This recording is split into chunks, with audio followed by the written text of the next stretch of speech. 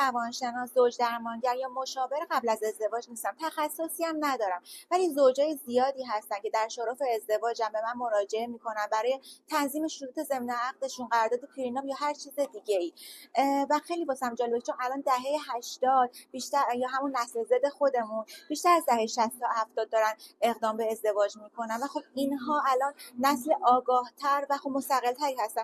برام جالبه که هنوز درصد زیادی از دخترامون فکر میکنن که مهریه بالا میتونه امنیت زندگی مشترک براشون ایجاد کنه، پوزشو یا هر فکر دیگه‌ای که دارن.